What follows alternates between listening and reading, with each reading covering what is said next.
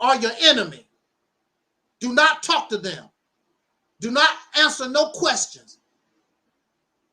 Now, when you get with your lawyer, and it does not make any difference whether your lawyer is a paid private attorney or a public defender. I want to make something perfectly clear. Stop dogging and making mockery of the public defender system. Many of these paid attorneys started off as public defenders. The number one problem with public defender, they have too many clients. You have one person and they have 50 clients.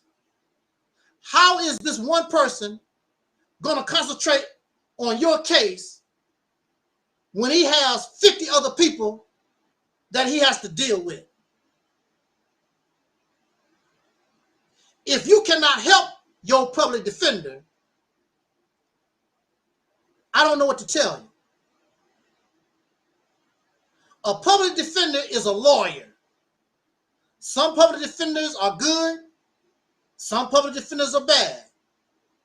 They don't give a damn. And then there are those who really care. Stop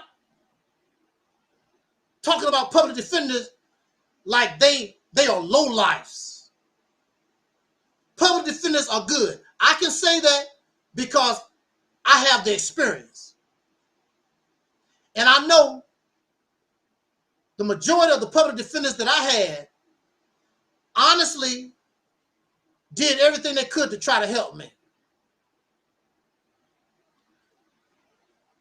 Things started to change for me when I was able to help myself so I could help my public defender.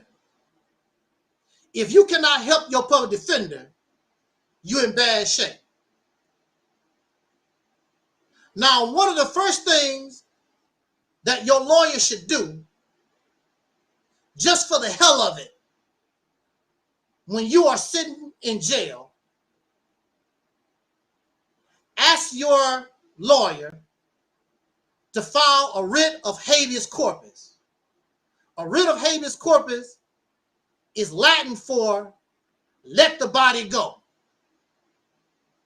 We have a right to a fair and speedy trial. That's a fallacy in the United States. That's bull doo-doo in the United States. I was locked up with people waiting to go to trial for 5 years. Waiting to go to trial for 5 years. And this is what they do.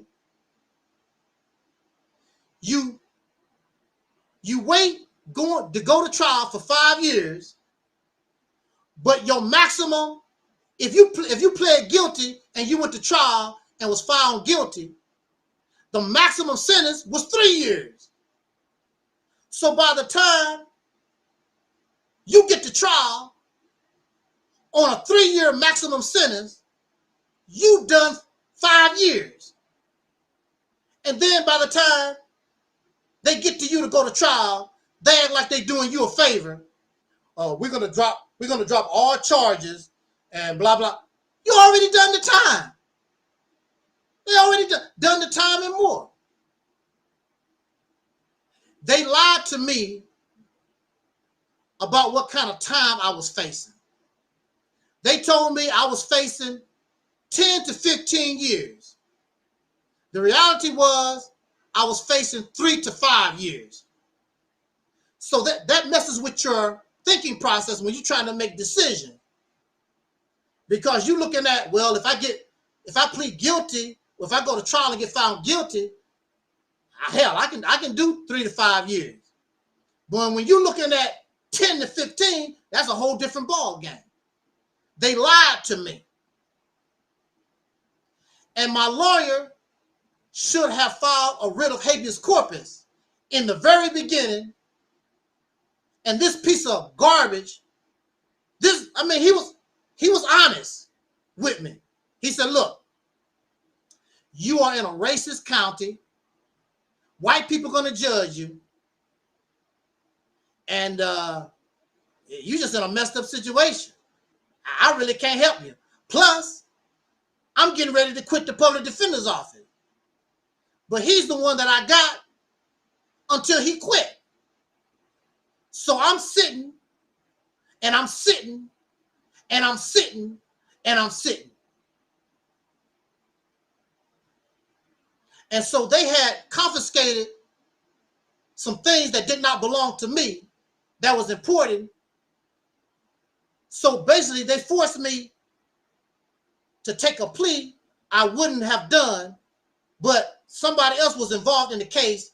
They took their items, so I had to help them get their crap, no matter what happened to me. So I had to go the way that I did. I had to face the consequences of what I did. It's not their fault. So I had to do what I had to do. So you should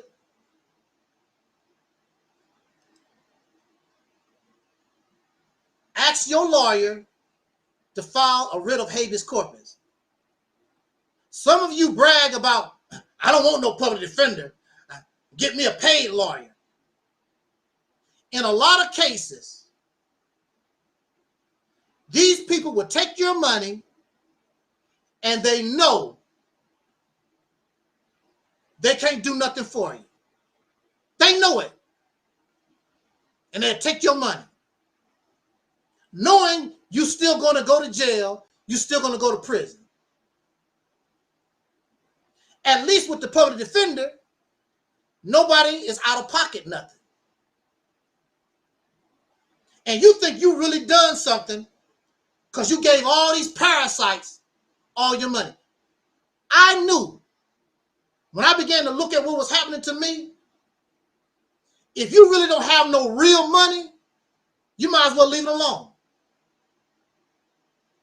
When you're facing murder charges, it takes a lot of real money to deal with murder charges and a lot of serious stuff. If you don't have that kind of money, there's a lot of people in jail right now. They gave lawyers thousands of dollars. You still in prison, still in jail. You had a paid attorney. And most of us, we know our situation. And you know whether or not, I don't care how good your lawyer is or whatever, you in bad shape. And so you ask your mama to take a mortgage on her house. You ask family friends to pay for a lawyer for you so it can all go down the drain. Your ass going to jail, prison anyway. There are many good public defenders. It's according to who you're dealing with. Who in their right mind want to lose? But when you're a public defender, the courts is stacked up against you. The prosecutor have more pull than the public defender's office or a private attorney that's pulling for you. The prosecutor has more pull than you do. You fighting an uphill battle. The reason why Johnny Depp was able to do what he done, because he had a lot of money. So he can pay for these people to work on his case 24 hours a day. If you don't have that kind of money, you're going to be messed up. So I'm just telling you. But I'm just saying, shout out to the public defender's office. I'm not going to come here and let people malign, make mockery of the public defender's office. Public defenders have helped a whole lot of people free of charge. A lot of public defenders are good. A lot of public defenders are in law firms right now making big bucks. It's according to who you're dealing with. It's according to who you're working for. My public defenders, when we won our case, it made the public defender's office. It made each of those people involved in my case, it made them look good to have that win on their resume. Because everybody know how hard it is to beat the Department of Mental Health. The Department of Mental Health is no joke. Lawyers are scared of the Department of Mental Health because the courts is on their side. They are the experts. And whatever your expert is, remember, the Department of Mental Health has more experience with you than that person that you just hired off the street. So the court is going to take the Department of Mental Health word over your paid psychiatrist. That's our problem. That's why it's so hard and was so difficult for me. And then I had a free psychiatrist from the state. This person worked for the state. You think that they're going to favor me? That was my problem. That was my problem. The only reason why my case broke was because I learned the law and I used the law to start harassing these bastards.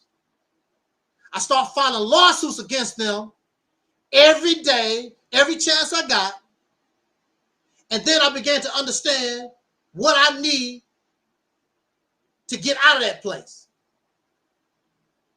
And then with my lawyers, we pulled it off. And my lawyers were white. My lawyers was Caucasian. No black man, no Pan-African, no black first did a damn thing for me. No Nation of Islam, no Kemetic. None of these people did a damn thing for me. It was always